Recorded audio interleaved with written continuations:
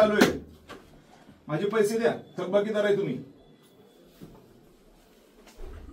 हे शेवटी की आपले पैसे रेग्युलर लाईट बिल ज्यांनी भरलेलं आहे घरगुती, त्याला रेग्युलर लाईट मिळाले पाहिजेत. नाही मिळाले, लाईन ट्रिप झाली तर 50 रुपये प्रति घटना, व्होल्टेज ट्रिप झालं, फ्लक्च्युएट झालं 50 रुपये प्रति घटना, ट्रान्सफॉर्मर 24 तासात नाही मिळाला 50 रुपये प्रति घंटा. कोटेशन पाहिजे, कोटेशन नाही दिलं 100 रुपये प्रति आठवडा. कोटेशन भरले, कोटेशनचे हे केलं नाही, पूर्तता केली नाही, 63 ट्रान्सफॉर्मर 100चा पाहिजे, सिंगल फेज लाईट पाहिजे. याची नुकसान भरपाई तरतूद आहे का नाही? कार्यकारी अभियंता महोदय आहे ना? आणि ऑर्डर काय आहे की जर तुम्ही केलं नाही तर पैसे द्यायचे लोकांच्या खात्यावरती, बरोबर का नाही? हो ना? सांगा ना प्लीज, हो की नाही? द्या पैसे. तुम्ही आमच्याकडे पैसे मागताय, जेव्हा तुमच्याकडे आमचे पैसे थकलेले आहेत त्याचं काय करायचं? तुम्ही आता म्हणताय मी लिहून देतो की 10 दिवसात पैसे देतो. 10 दिवसात तुम्ही पैसे दिले किंवा खात्यावरती तुम्ही तुमच्या नवीन बिलामध्ये नाही तुम्ही ऍड करून पाठवले, तर मग काय करायचं? एक तर तुमची सर्व्हिसचा पत्ता नाही, प्रत्येक ठिकाणी गोंधळच गोंधळ, प्लस तुम्हाला पैसे हवे. कसे देणार आम्ही? जेव्हा की तुम्ही थकबाकीदार, आम्ही नाही. जे रेग्युलर लाईट बिल भरणारे लोक आहेत, किती तुमच्या रेकॉर्डवरती आहे किती लोक रेग्युलर लाईट बिल भरणारे आहेत? एकूण कन्झ्युमर संख्या किती आहे कन्नड तुमच्या सब डिव्हिजनची? कोण आहे तुमचा माणूस? त्याच्यापैकी किती रेग्युलर लाईट बिल भरणारे लोक आहेत? त्यांना तुम्ही याप्रमाणे पैसे द्या 10 दिवसामध्ये, त्यांचे तुम्ही थकबाकीदार आहात. आणि मी माझे आमदार या प्रोटोकॉलनुसार बोलतोय. माझे आमदार म्हणजे कोणच माणूस नसतो असं नाही. आम्हाला विधानसभेचा आय कार्ड आहे आणि आम्ही विधानसभेच्या फक्त सभागृहात नाही जाऊ शकत, लॉबीपर्यंत जाऊ शकतो आम्ही. जिकडे तुमच्यापैकी कोणीच इथं बसलेलं येऊ शकत नाही. तुम्ही विधानसभेच्या प्रांगणात सुद्धा एंटर करू शकत नाही विदाउट परमिशन. न पोलीस न तुम्ही. IPS जरी असला तर त्याला मीटिंग असेल तर तो आत येऊ शकतो.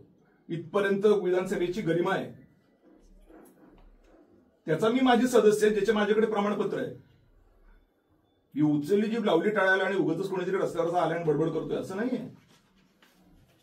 मी मेलो तो माझी श्रद्धांजली अर्पित करतील विधानसभेच्या सभागृहामध्ये. तिरंग्यात जाईल माझी बॉडी, तुमची जाईल. त्या अधिकाराने मी बोलतोय, त्या प्रोटोकॉलने बोलतोय. उगाच असं काहीतरी बडबड नाही करत आहे मी. मला लिहून द्या की तुम्ही म्हणता ना 10 दिवसात माझ्या नवीन बिलमध्ये रिफ्लेक्ट करीन, हे पूर्ण रिफ्लेक्ट करा. मला बाकी काही सांगायचं नाही. आणि हे मी म्हणत नाहीये, हे तुमच्याच डिपार्टमेंटचं हेड ऑफिस म्हणतंय. आणि त्यांनी जर तुम्हाला सांगितलं होतं की 7 जानेवारी पर्यंत द्या, 16 जानेवारी झाले, मला काहीच सांगायचं नाही. आता माझं तुम्ही लिहून द्या आणि त्याच्यामध्ये त्या 2-4 ज्या तरतुदी आहेत त्याच्यामध्ये ते पत्रामध्ये ऍड करून द्या. आणि ते तुम्ही अनेक्षर 2 म्हणताय, ते अनेक्षर 2 किती लोकांना समजतं? 4-5 त्याच्यातले मुद्दे टाकून द्या. तुम्हाला तसेही आदेश आहेत. आणि हीच गोष्ट तुमच्या 5 वर्षापूर्वी मी तुमच्या कार्यकारी अभियंत्याला सांगितली होती की तुम्ही महावितरण कंपनी बुडवण्यास कारणीभूत ठराल. दौंड नावाचे तुमचे कार्यकारी अभियंता होते. कोटेशन देणं सुरू करा, सप्लाय नीट करा. सप्लाय तुम्ही व्यवस्थित केला, कोणाची तक्रार येणार नाही. कोणी इलेक्ट्रिसिटी सप्लाय कोड 2021 जाऊन तपासलं नसतं जर का तुमची सिस्टीम व्यवस्थित असती. तुमची सिस्टीम व्यवस्थितच करायला तयार नाही तुम्ही. आज तुम्ही धादांतपणे म्हणताय की मी कोटेशन बंद ठेवतो. अरे कोटेशन बंद ठेवतो तर नैसर्गिकरित्या 20 ग्राहक वाढलेले आहेत, त्यांचं काय करायचं? बरं, त्याच्यात तुमची तरतूद आहे, कोटेशन नाही दिलं तर पैसे किती द्यायचे? मग पैसे द्या. मग आम्हाला डीपीडीसीतून आम्हाला पैसे मिळणार होते, आम्हाला इकडून मिळणार होते, तिकडून मिळणार होते, पण ते आले नाहीत म्हणून आम्ही तुमचा आता ट्रान्सफॉर्मर 63 100 करू शकत नाही. अशा पद्धतीचा युक्तिवाद इलेक्ट्रिसिटी सप्लाय कोड 2021 मध्ये निदर्शनास येत नाही. ते म्हणतात बात दाखवून इथे श्राद्ध घाल. तुम्हाला डीपीडीसीतून घ्यायचे का तुम्हाला US गव्हर्नमेंट कडून घ्यायचे ते तुम्ही बघा.